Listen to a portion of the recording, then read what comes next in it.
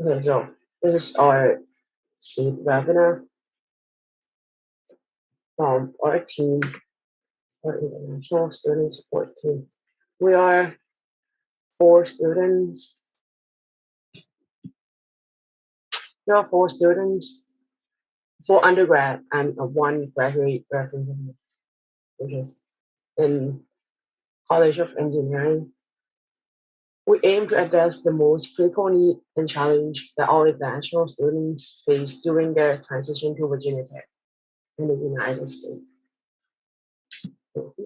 Our team have, like I say, 4 undergrad and 1 grad. I'm Rita. I'm a president. I'm junior in computer engineering. Maybe you want to introduce yourself? Hello, I am Margie. I'm the vice president with ISST, and I'm a junior in aerospace engineering. And we also have 3 more members, which is in other engineering, And our grad representative is gonna join us soon after this in Q&A session. So a bit about CEED. This 29-year student support program, which 20 years of for women for Hypatia and Galileo is 16 years. I will talk about Galileo and Hypatia, which if I shorten it as Galipatia is the same. It's a living learning community which students are living together in one building. Hypatia and Galileo is all engineering students. You can live in community multiple years, but most do not. Like me, I just live in my freshman year. If you want to live in the living learning community beyond your first year, you have to be in like some leadership roles as well. Hypatia are designed to help students transition well from high school to college and college to career. We aim to make a large university feel like home and explore area that your professional development as an engineer will focus on topic of diversity. Like I said, I'm in Hypatia for my freshman year. I will talk a bit about my experience, like why I choose to read there and how being in university. So at first I choose to live in Hypatia because I thought it's gonna be good for me to live with other engineering professionals and have the same class, which is this is a good point for me because as a freshman I always have 8 a.m. class, so my roommate helped me a lot with that because we also have the same basic 8 a.m. class, so we're not gonna miss class. And my favorite part about third patients, after you're done for the day, I can find a friend to do homework with. So if you have a question, you can always ask your friend or your mentor that you don't have for like different semesters. If you have any specific question about my experience, you can ask in Q&A and I will answer it later. You want to know more. So our community is live in Hong Kong, and we have around 300 first year now and like 50 upper class, and we're gonna live in third, fourth floor, and fifth to seventh floor gonna be all male. And we have 300 female first year and around 60 female for upper class. And we're gonna live in lower floor, so first to fourth floor. For first year students, after I would say that you have to take 1 credit class. No, it's 2 credit course that taught by engineering graduate students, but it's just one class. So, and they're gonna help you to transition to the college. I think this class is very helpful for me because to keep track what you have to do and how to transition to the college. Yeah, and you'll get to know your upperclassmen and your friends in your hallway. Yeah, and also we also have human studio 1 and 2 in our second floor, which you can do a lot of stuff and some design team volunteer there too. Here's a picture of human studio. As you can see, they have like the working space, and also we also have some lounges other than this studio. You can work on your own project too in the studio. Yeah. We have the design team like a picture team, and some micro team, and more for the next year. So if you join application, you can join this design team. The application process is start late January, and it's a rolling basis every Monday. So every week they will send out the acceptance if you got accepted. Mm. And this is the only leader learning community that you can apply before you accept your admission offer. So you can, I think, just apply before you can apply anytime. It's better than just like you have to.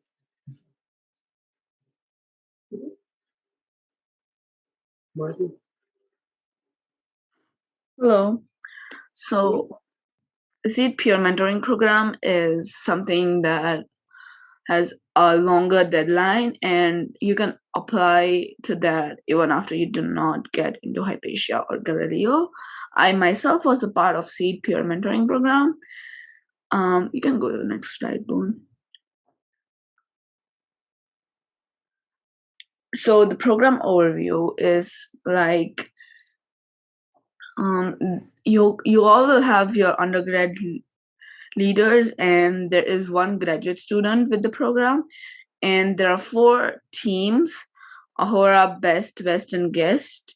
One is for Hispanic student, the other one is for Black engineering support team, and the other one is women in engineering, and the last one is general undergrad.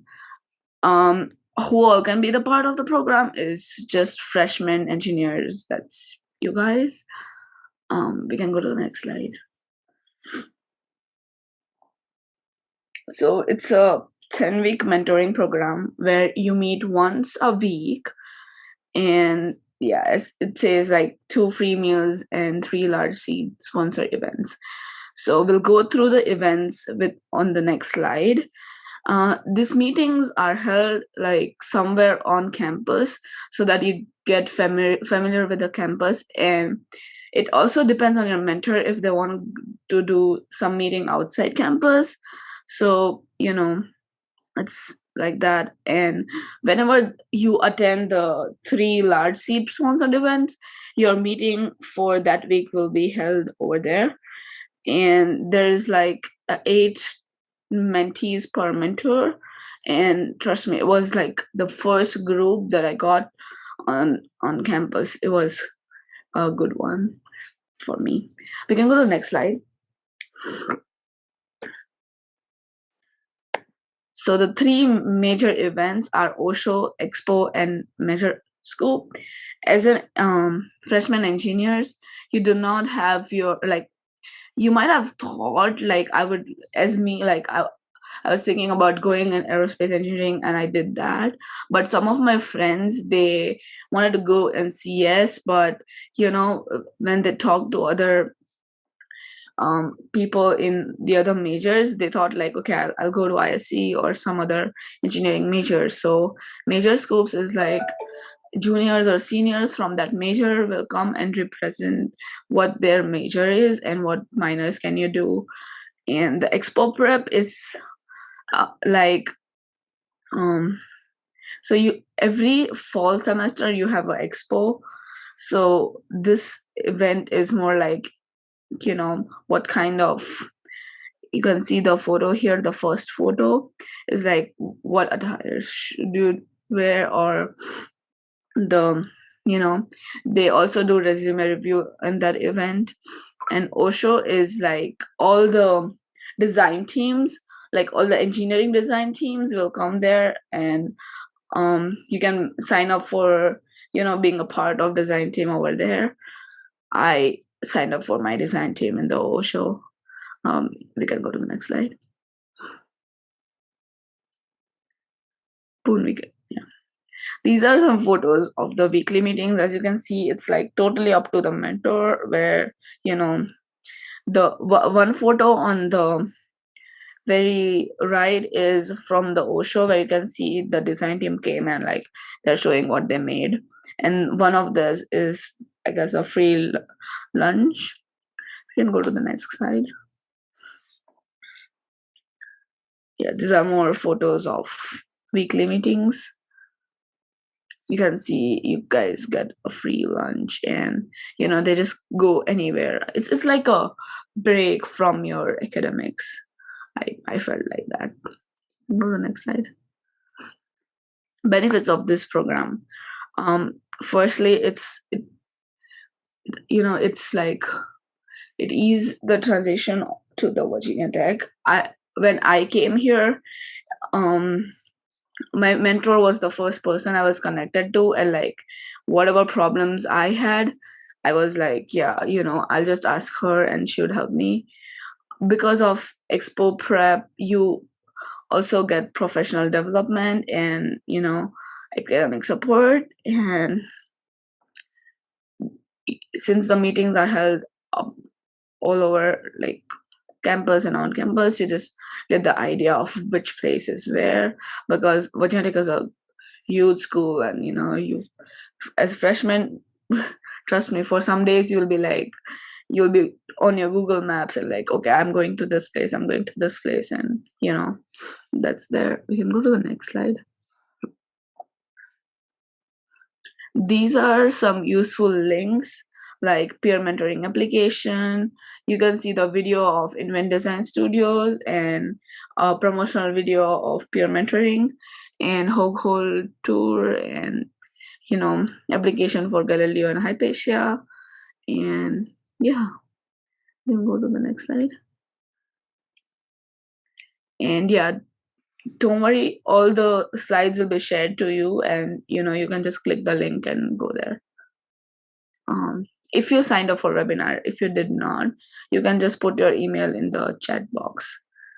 For the questions. Yep, we have questions in chat. Yeah.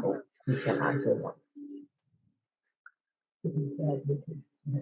The first question is, for computer science undergrad student, is there a mentor group that will help with those who aren't experienced in coding? I also minor in CS, which is like computer science, right? So it's not like they're not forming like a mentor group, but you'll have the help session in your class. Like if you take the first class that you have to take for CS 11, 14, they will have office hour that you can attend, which is like very nice every day. Like you have that. So you can attend that and someone will help you for sure. TA and if you there. And there's a lounge that you can access. And all of that students are going to be CS students. So if you have questions, you can like, ask everyone there. I also, in my freshman year, I also didn't experience of like any coding before. Yeah, I attended office hour as well. Yeah. The second question is, will the mentor be an international student for sure? I don't think so. The mentors are any undergrad students, but they are never freshmen, I can say for sure, because they had to be familiar. But they are not international students. How is going to I that? mean, they can be international students, but they're just like, they can be any other undergrad. Yeah, it's also, but they're gonna have high GPA and know a lot of stuff, so they can help you for sure.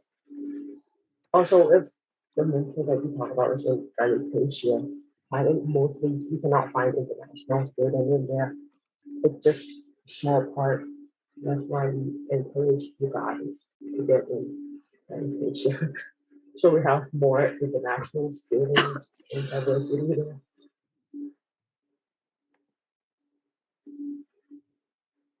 Do you have anything to add on to that? Also, this is our representation. Hello, I'm sorry I had to join in late today, but then I am Rita. I'm the graduate representative for ISST. I've been at Virginia Tech since 2017. I joined here as an undergrad international student from India, and then right now I'm in the first year graduate program in computer engineering. So if you guys all have any questions, let us know in the chat. If you want to know about our experiences, let us know. We can definitely take time to answer them. That's why we are here.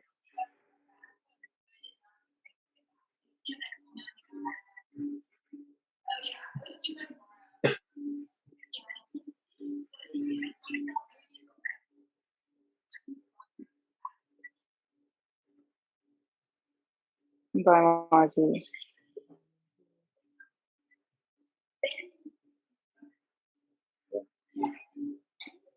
So while y'all are thinking about questions, Boone, do you want to share like what your experience was like being in like Hogue? Like I know you started off as a freshman Yeah, in I already Galapagos. talked that. I already explained it. No In mind my then. slide, so you can give your experience. Oh, my experience. You also in Hypatia.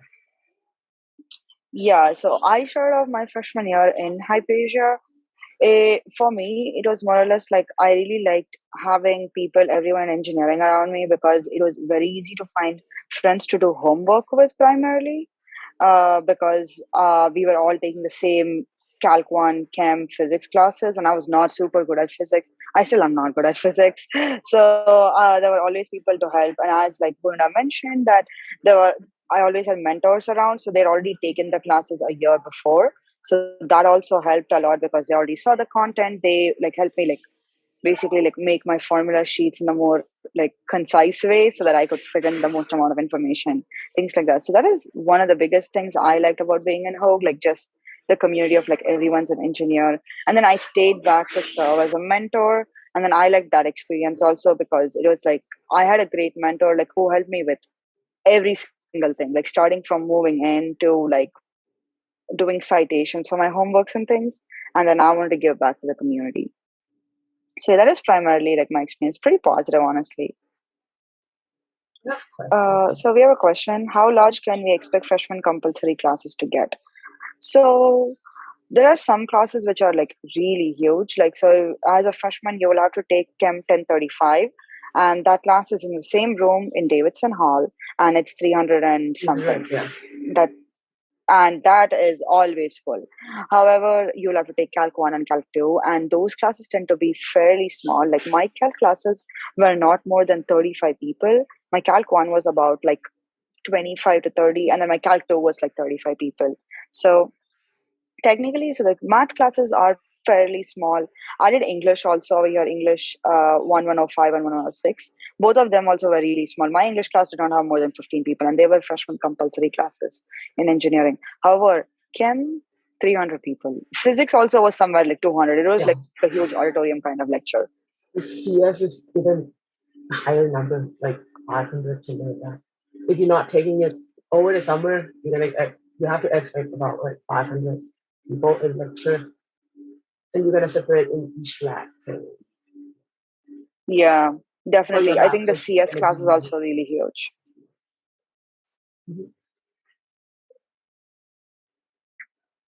So yeah, that is Oh, about for like the freshman study comp. Asia class. Mhm.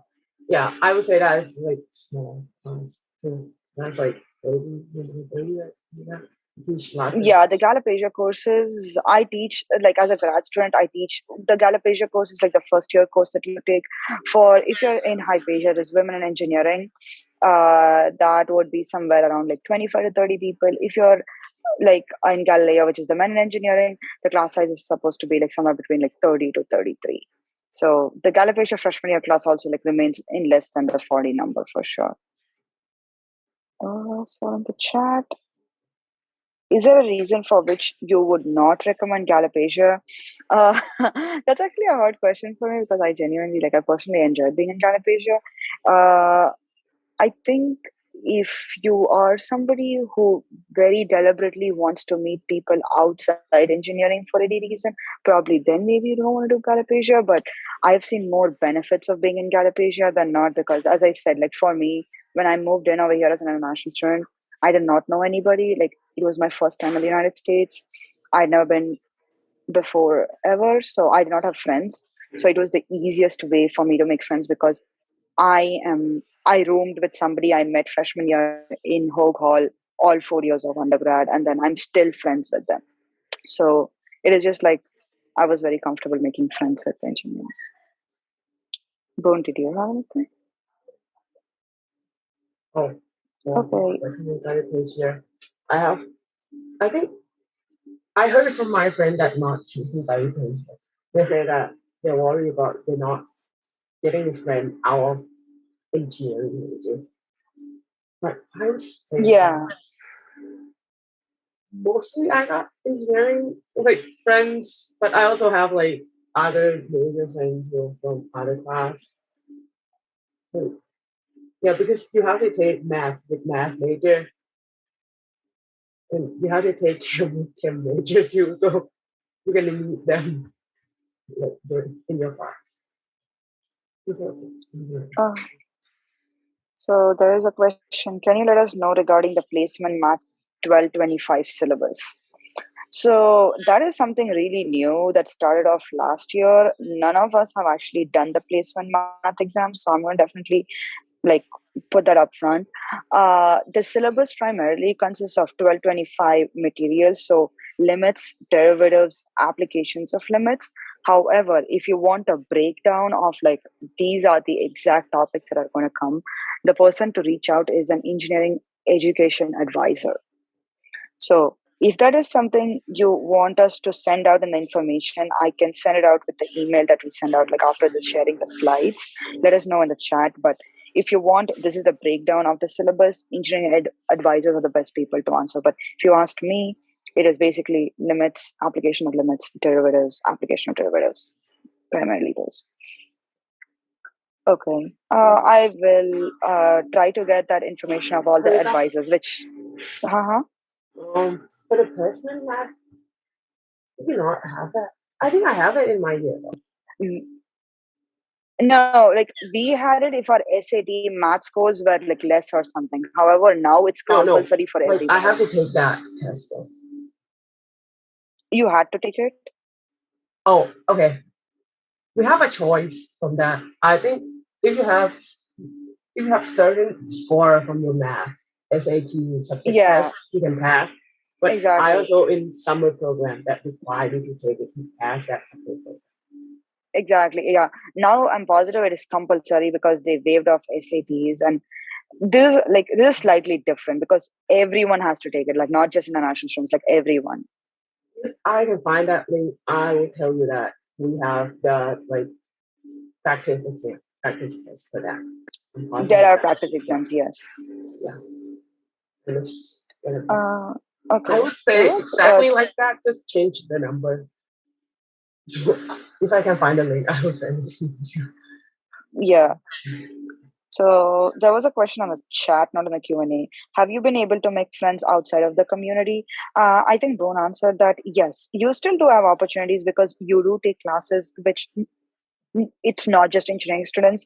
You always have to take these things called as like pathways classes, which are classes you are forced to take outside engineering. Helps you meet people outside. I had a lot of friends in like CMDA in math because I used to work as a math tutor, and there I used to have friends in like other majors too. So it is totally possible for you to meet.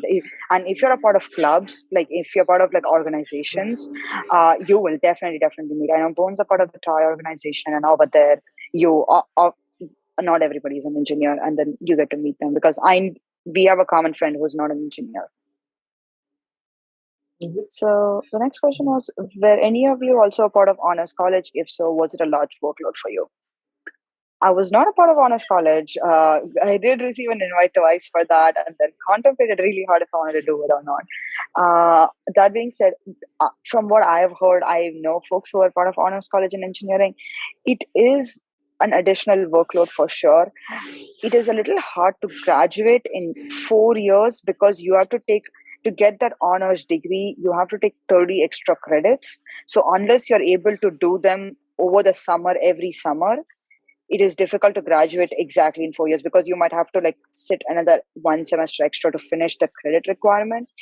Also, if you plan to take all the classes for honors college like in the summer, then you will not fulfill one of the requirements of having a co-op or an internship, which is also mandatory.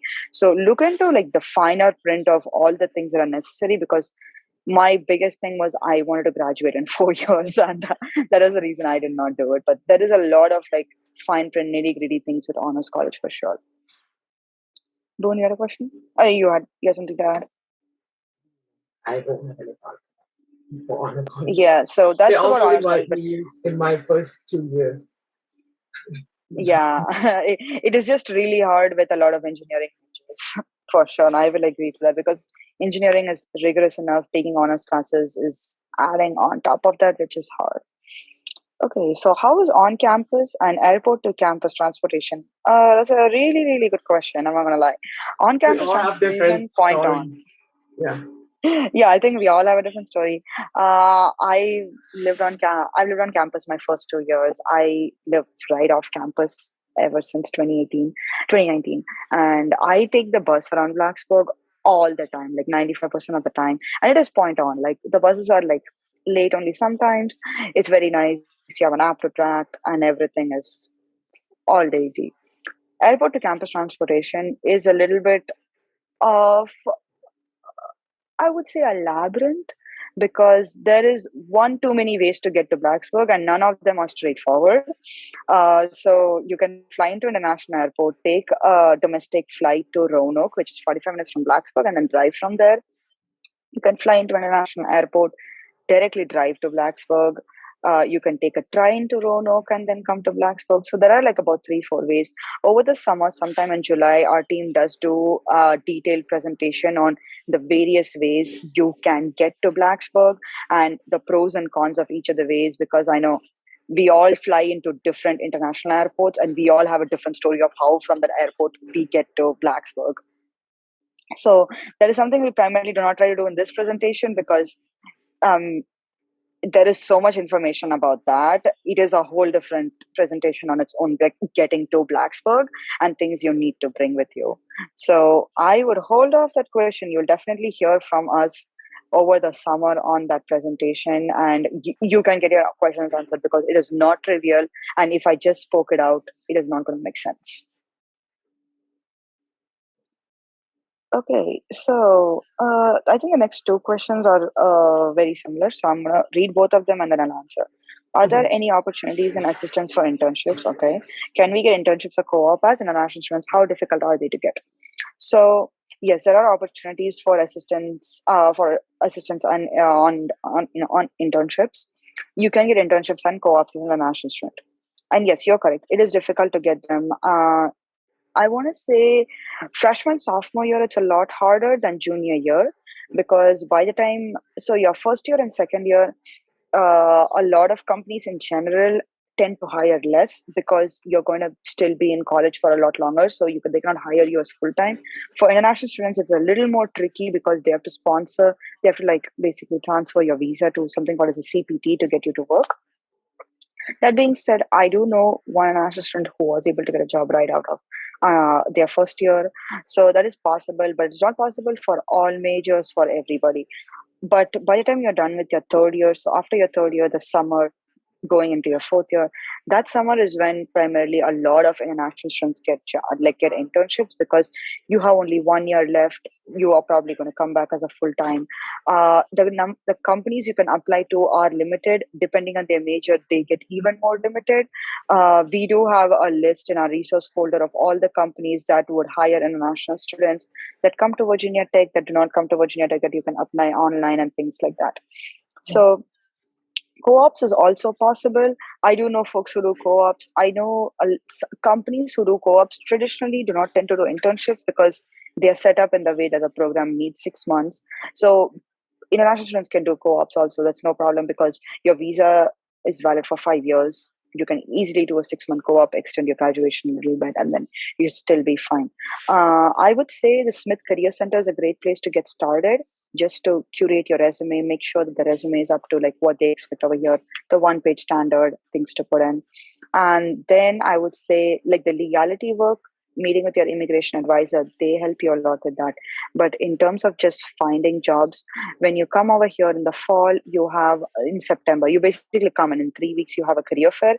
Even if you plan to not get a job or you do not want one, I would say go to the career fairs to make connections, and also like just to get a feel of like what it is to like go and talk to companies. And the same thing, we have the same in the spring. The semester starts in 3 weeks time. We have another career fair, and there are companies who come in, both of them which hire international students. Not necessarily specifically they hire first year or second year, but they do hire like third year students definitely. And I know Boone and Gift have like are always in the summer over here. You're definitely never going to waste a summer. I highly suggest, if you do not have an internship, to do research projects with your professors, to do design teams, or do summer classes, because Boone's doing 3 minors, I think, and she's Yeah, always doing summer classes. I And will. so she always has a way to like productively use it. This my story about internship is like my story because I plan to not do it this year, like, but I'm doing it because my dad wanted me to do it in like another field, so I have to go back to yeah, in like business field before before I graduate. So it's easier to do your internship before you graduate. So I have to go back and do an internship in business field this year. So I didn't apply for my internship, and I guess I'm gonna take one semester this year, and not to like this year.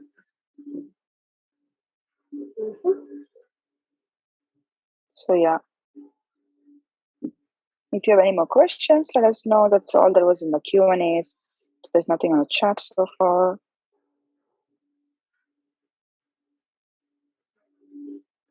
But we will definitely send out the slides after this to everybody who signed up, along with basically like the advisors list that you can contact, and our resource folder, which definitely would have like a lot of the previous presentations we have done.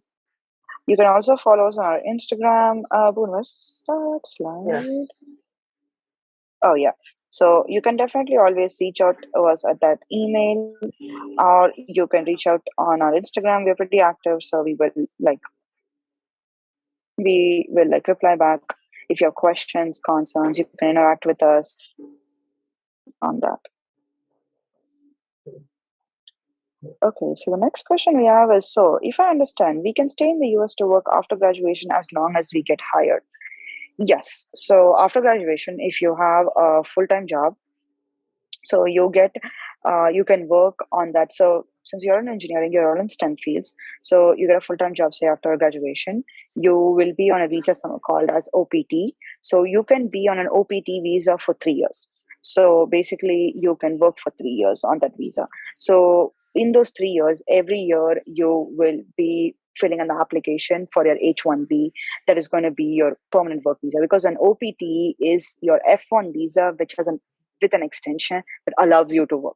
So the 3 years you're in an OPT on a full-time job, you you are going to do the H1B application. So in one of those times, you should get into the H1, your H1B application should be selected, and then you move into an H1B. So if you're into your first year of OPT, and then your H1B application gets selected, you move into your H1B basically visa.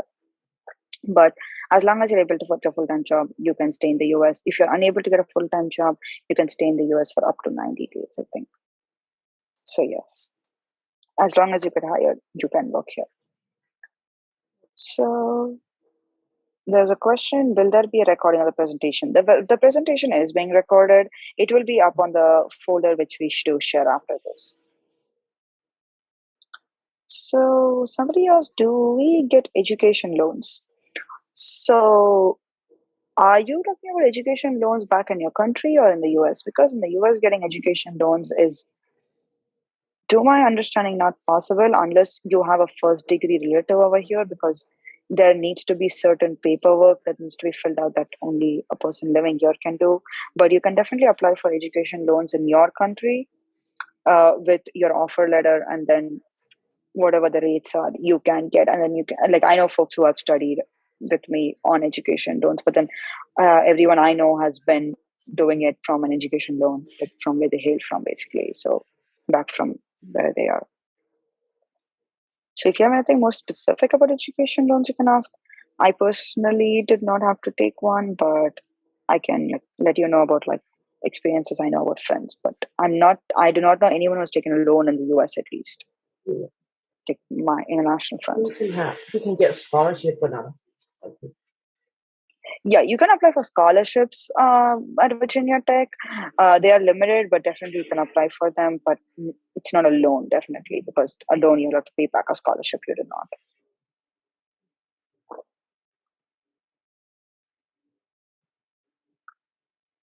Okay, any more questions?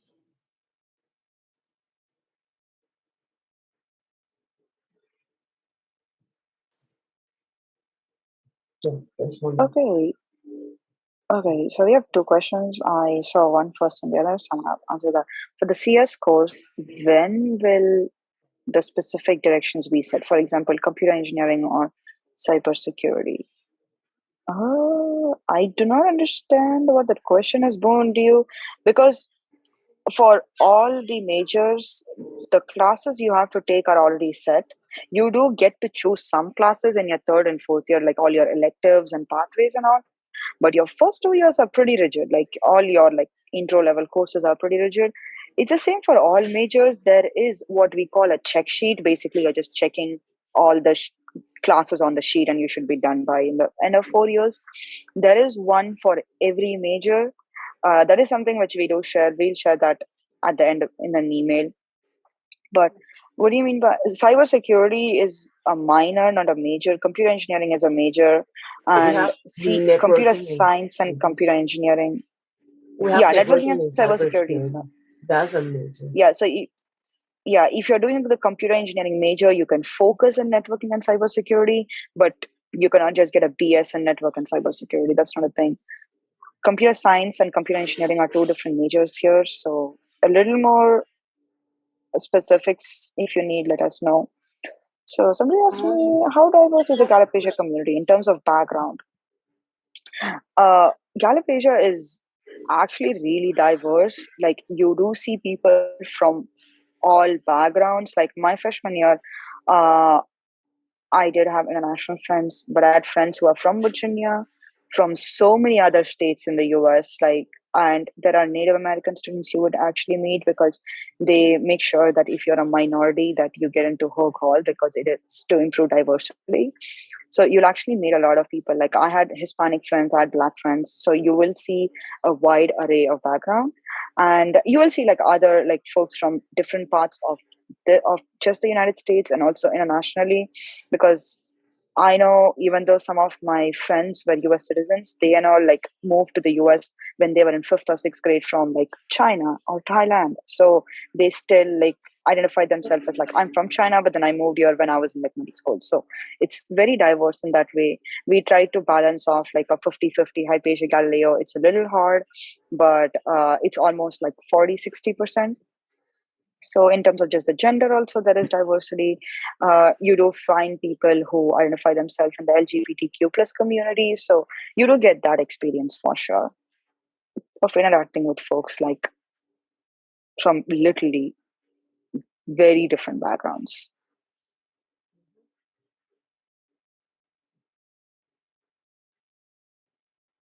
Okay. Oh If yes. can you We speak? actually I don't gift think she is can in talk right now. aerospace. I don't think she can talk right now. I think she doing some. So Margie and Gift are actually both in aerospace. So bonus Gift on the call still. She's here, but she says she cannot talk. She has to work. Okay, I see. One thing I would say is at least I have known Margie for a much longer duration. She is someone who enjoys aerospace. She when she came in like wanted to know, I think like exactly like you wants to do aerospace. And my friends in aerospace also have a positive experience. It is a very rigorous major for sure, heavily math oriented, so make sure you like that subject. Definitely finding a job in aerospace is also very challenging inside the US. So if you're somebody who wants to get a job after that, it can be challenging. It's not that it's not possible, but it is challenging, so keep that in mind if you're choosing aerospace as a major for sure. If you want to know more about it, let us know. We can share like Morgie's like contact and Gift's contact, so you can reach out to them after this also. Um, I studied with her. When I'm coding, she also do her stuff, like in her math stuff. She covers aerospace stuff, but as I see, I would say it's like formula and math and physics. Yes, a lot of kinematics physics, a lot of math for sure. I know like a couple of grad students in aerospace. I can never do that, but I think they enjoy doing what they do, so they are okay. It's like Gift also say my coding is alien language. I also say that Gift stuff is also alien language to me. So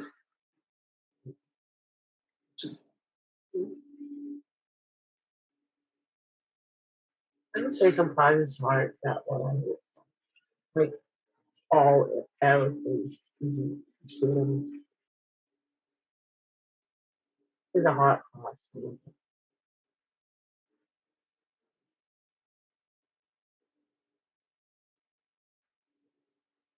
Up to when do you have the flexibility to switch majors? That's a really good question. Up until pretty much your graduating semester, you can switch your major. There is no problem in switching your major. It's just that you will not graduate in time. So basically, is you all come into the general engineering, and then you all should declare your major by the end of the first year. So if you come in fall of 2022, next year, this time, spring of 2022, you're declaring your major. Say, for example, you're a semester into your major and you want to change your major. Like you declare computer engineering, it's not a good fit, you want to switch into CS. Very straightforward of a process. You just have to fill in the paperwork and then they'll switch you. Then it is up. Then it is totally your responsibility to finish all the courses taken. Switching between some majors is easier than switching into other majors, just sheer workload. Switching between computer engineering and electrical engineering is a little simple, back and forth, because the classes are very similar until you finish your second year.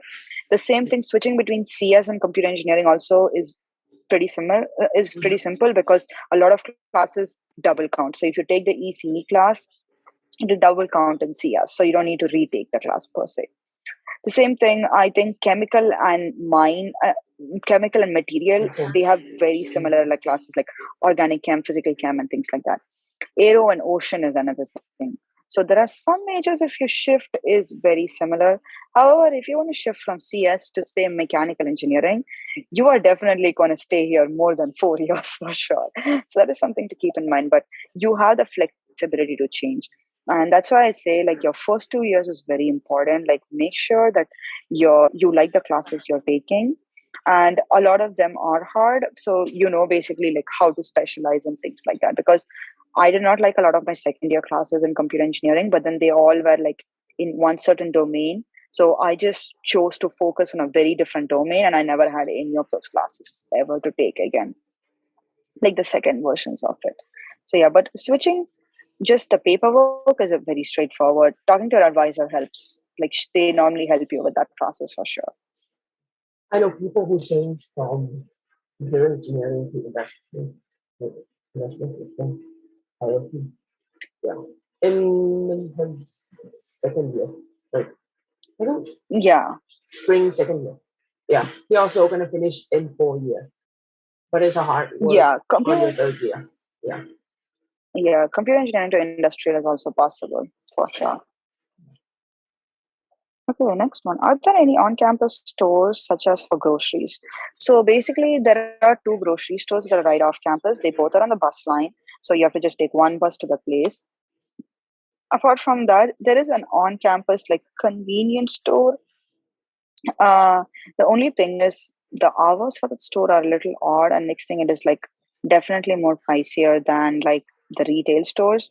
But if you just asked me, I would like keep Saturday or Sunday to go grocery shopping, and then just take the bus. And it's you just take that bus, and it'll drop you off right at the footsteps of the grocery store and pick you up from there. So it is not super hard, and then just doing them on the weekend is very simple. But for emergency, there's always a convenience store that you can go to on campus for like milk and cereal, and like if you want band-aids. So it's a convenience store, so you get everything under the sun basically. There is one on campus though. But our dining hall is good too. So. Yeah, you have all the dining halls, so and it's pretty extensive, so it's not super hard. But if, as I said, like if you want something like band-aids, or if you wanted a compression sock, like like, or if you want an ice pack, I think an ice pack is something which people take for granted. Like you get all those in the convenience store. So if you sprain your leg, you just want an ice pack, it will be there at the convenience store, and you can just like like ask one of your friends to pick it up for you. So yeah, for all that you do have a convenience store for sure. But in terms of food, at least, like the dining halls are pretty good. It's not on I could campus, not but complain. I think the closest one that I can think of is like 7-Eleven. That like the residents have. Yeah, there are a couple of 7-Elevens also, like right off campus. There are like 3 7-Elevens. One is definitely close to campus on Main Street.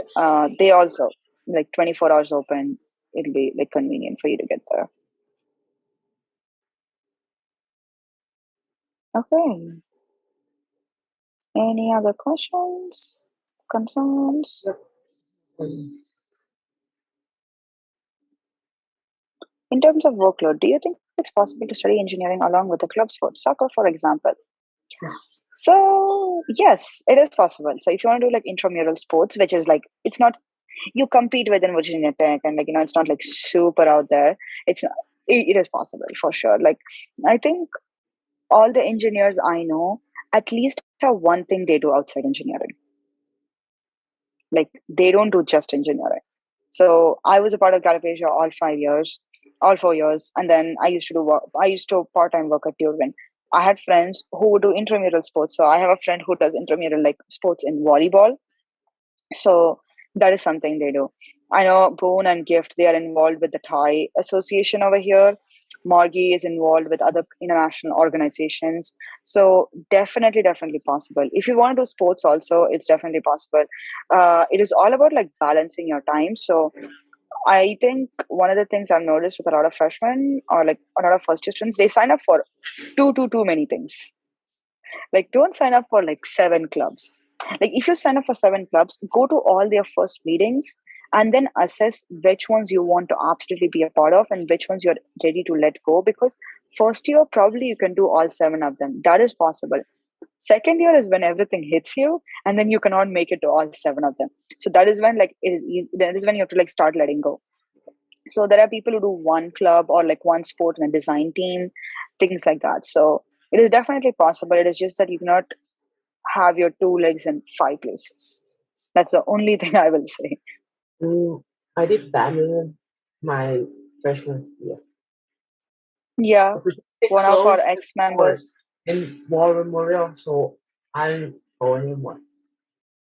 Yeah, one of our ex-members, she used to play badminton. She used to compete also representing Virginia Tech. So that's possible. Okay. So we are exactly at 10 a.m. So if you have any last questions, definitely put them in. We have one more question. But how long does it take to travel between classes? Will we ever run the risk of being late if we go on foot/take the bus? So basically, apart from your labs, all your classes, if you're doing back-to-back classes, will have at least 15 minutes between them. And most of the engineering classes, you can walk from one end to the other in 15 minutes, given that you pace like a normal human. If you know that you are somebody who paces very slowly, make sure you don't do back to back classes. You have a lot of options to take classes. Like, there's not just two sections of Calc 1 being given, there are like more than 20 of them. So make sure that you're not like signing up to do back to back classes if you're somebody who cannot walk fast. Walking from where you live, that is a residential side of campus, to the academic side, which, because at Virginia Tech we distinctly segregate them. Basically, it is a 15-minute walk or like 20-minute walk, depending on like where you want to get to. There are people who take the bus. It's a very smart choice, because once it gets cool, you do not want to be walking. However, if you want to walk, it's about 15 minutes to walk from the residential to the academic side. So once you all come in the fall to Virginia Tech, if you all end up like choosing coming to Virginia Tech, before classes start, write down all the classes you're taking and which buildings they are in, put them up on Google Map, and try to walk around campus. Because the more you just walk around campus, you will find shortcuts to walking, which will save you a lot of time.